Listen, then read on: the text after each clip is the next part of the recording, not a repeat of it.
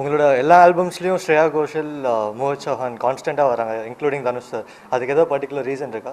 இல்லைங்க, அப்படி இல்லை. ஃபேவரட் சிங்கர்ஸ்னு ஒன்று இருக்கும்ல எல்லாருக்குமே. இப்போ நம்ம ஒரு பாட்டு பண்ணும்போதே யோசிப்போம் யார் பாடினா நல்லாயிருக்கும் அப்படின்னு. அது யோசிச்சு தான் பண்ணுவோம். அந்த மாதிரி வந்து கண்டிப்பாக எனக்கு ஒரு ஃபேவரட் வாய்ஸ்னால் மேலில் வந்து மோஹித் சௌஹான் சார், அப்புறம் ஸ்ரேயா கோஷல் ஃபீமேல். ஸோ இந்த படத்தில் இருக்கிற ஒரே ஒரு லவ் டூவெட் வந்து இந்த பாட்டு தான். ஸோ கண்டிப்பாக அவங்க 2 பேரும் பாடினா ரொம்ப நல்லாயிருக்கும்னு யோசித்தோம். ஸோ அவங்க போய் ரெக்கார்ட் பண்ணோம். ஸோ பட் அப்படி ஃபேவரட்டிசம் அப்படிலாம் எதுவுமே கிடையாது. கண்டிப்பாக அடுத்த ஆல்பமில் வேறு யாராவது ஒன்று யோசிச்சு வேறு எதாவது பண்ணுறோம். சிவகார்த்திகேயன் சார், நீங்கள் வந்து டான்ஸ் நல்லா தெரியும். இந்த படத்தில் எல்லாம் டான்ஸ் என்னது இன்னொரு வாட்டி சொல்லுங்கள். பார்த்துருக்கேன். ஜோடி நம்பர் 1 டான்ஸ் ஆடிங்க. இந்த படத்தில் பாட்டெலாம் நல்லா ராக்காக இருக்குது. எங்களோட டான்ஸ் பெர்ஃபார்மன்ஸ் பற்றி சொல்லுங்கள். அதை பற்றி நான் சொல்லி ஆகணும்.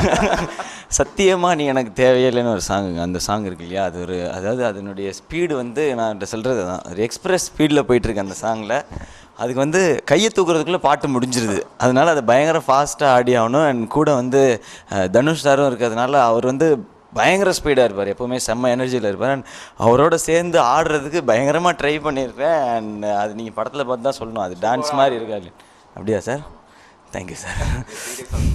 நீங்கள் ஃபாரினில் ஏதாவது ஷூட்டிங் ஏதாவது இருந்துச்சா? நல்லா எந்தெந்த இடம்லாம் போனீங்க? நல்லா செலவு பண்ணாரா? யார்? தனுஷ் சார் செலவு பண்ணார். பட் கதைக்கு தேவையான செலவு தானே பண்ண முடியும். காசு நிறையா இருக்கேன்ட்ட நீங்கள் சும்மா ஃபாரின் போயிட்டு வாங்கன்னு அனுப்பிச்சு வைப்பார். அது கதையில் தேவைப்படணும். அண்ட் இதில் ஃபாரின் லொக்கேஷன்ஸ் எதுவும் இல்லை. நாங்கள் போன அதிகபட்ச ஃபாரின் வந்து பாண்டிச்சேரி. அங்கே ஒரு 3 days. அடுத்த ஃபாரின் அந்தமான் போகிறோம். ஸோ இந்த 2 ஃபாரின் தான் இந்த படத்தில். கொலவெறி பாட்டு வந்து அந்தளவுக்கு போச்சு. ஸோ இந்த ஆல்பமில் எந்த பாட்டு அந்தளவுக்கு ஆகும்? அந்த அளவுக்கு எதுவுமே லைஃப்லேயே ஆகாது சார். அது எல்லாருக்குமே ஒன்ஸ் தான் நடக்கும் லைஃப்பில். கான்ஸ்டண்ட்டாக நல்ல பாட்டு கொடுத்து ஹிட் ஆல்பம் கொடுக்கறது தான் என்னோட எய்ம். இப்போது ஒரு ஆல்பமில் ஒரு பாட்டோ 2 பாட்டோ நல்லாயிருக்கு அப்படின்னு ஒரு டாக் இல்லாமல் எல்லா பாட்டுமே ஓகே நல்லாயிருக்கு, அதான் வந்து என்னோடய எய்ம். ஸோ கொலவெறி கூட நாங்கள் எக்ஸ்பெக்ட் பண்ணாமல் தான் அப்படி நடந்தது. ஸோ அது ஒன்ஸ் தான் நடக்கும். அது எதாவது ஹிடன் சான்ஸ் எதாவது இருக்கா? இப்போ கங்னம் ஸ்டைல் டான்ஸ் வந்து ஃபுல்லாக அந்த பாட்டு வந்து வேர்ல்டு வைட் நல்லா ஃபேமஸ் ஆகிருக்கு. உங்கள் கொலவெறி பாட்டும் அதுவும் ஃபேமஸ் ஆகிருக்கு. ஏதாச்சும் ஹிடன் சீக்ரெட்ஸ் எதாவது இருக்கா அந்த மாதிரி பண்ணுறதுக்கு? ஹிடன் சீக்ரெட்ன்றா அப்போ எல்லாருமே பண்ணுவாங்க சார். அது ஹிடன் சீக்ரெட் என்னன்னு கண்டுபிடிக்கிற வரைக்கும் யாருக்குமே தெரியாது. ஆனால் அது ஹிடன் சீக்ரெட்டே கிடையாது. ஒரு டைம், அது வந்து ஒரு எப்படி சொல்கிறது, ஒரு லக், ஒரு பிளெஸ்ஸிங் தான் சொல்லணும். ஏன்னா இப்போது கொலவெறின்ல ஒரு பாட்டை விட அந்த ஆல்பமில் ஆக்சுவலாக மியூசிக்கலி நிறையா நல்ல பாடல்கள் இருக்குது. ஆனால் அதான் வந்து வேர்ல்டு பூரா போச்சு. ஸோ அந்த டைமில் நம்ம என்ன ரீசன்னு சொல்ல முடியாது.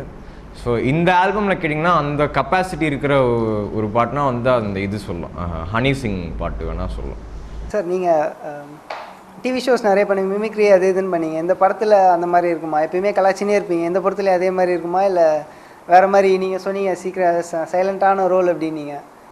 ரொம்ப அதாவது இந்த படத்தில் வந்து என்னை எல்லோரும் கலாய்ப்பாங்க, அது நீங்கள் பார்த்து என்ஜாய் பண்ணலாம்.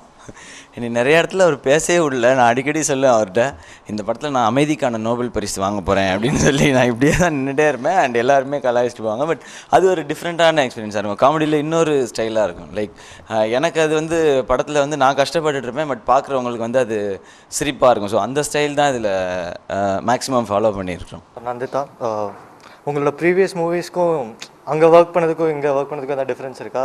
எது உங்களுக்கு அட்மாஸ்ஃபியர் என்ன கம்பேர் பண்ண முடியாது. ஃப்ராங்க்லி ஸ்பீக்கிங் என்னோட first movie best always. And இப்போது எதிர்நீச்சல் கண்டிப்பாக நான் எப்போவுமே நான் வேறு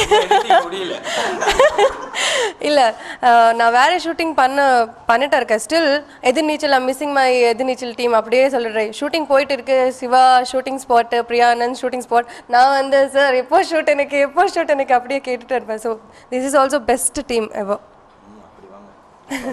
Anirudh, what are your next projects? Next, now David is releasing on January 3rd. Apart from that, I've signed one for Red Giant Movies. அது summer ரிலீஸில் வரும். அதுக்கப்புறம் அதே பிஜாய் நம்பியாரோட ஷாஹித் கபூர், அது ஒன்லி ஹிந்தி. ஆனால் தமிழில் இப்போ வந்து இந்த இதுதான். அப்புறம் என்ன சொல்கிறது, நம்ம டேவிட் இப்போ ரிலீஸ் ஆகுது. அதுக்கப்புறம் ரெட் ஜாயிண்ட், அப்புறம் சிம்புவோட ஒரு ப்ராஜெக்ட் ஒன்று. இந்த எதிர்நீச்சல் அந்த டைட்டில் இருக்கு இல்லையா, ஸோ அது வந்து அந்த இப்போ நாகேஷ் படத்தில் அந்த எதிர் பண்ணி அந்த இது பண்ணி வின் பண்ணுற மாதிரி இருக்கும். ஸோ அது மாதிரி ஆமாம், கண்டிப்பாக அது அதை பற்றின தான் கதை. வாழ்க்கையை எப்படி பாசிட்டிவாக அப்ரோச் பண்ணணும், பாசிட்டிவாக அப்ரோச் பண்ணால் என்ன நடக்கும் அல்லது அந்த மாதிரியான ஒரு கண்டென்ட் தான் இது. அதுக்காக தான் அந்த டைட்டிலே நாங்கள் போராடி வாங்கினோம். ஸோ கண்டிப்பாக அதை இது பண்ணுற மாதிரி தான் இருக்கும் ஸ்கிரிப்ட்.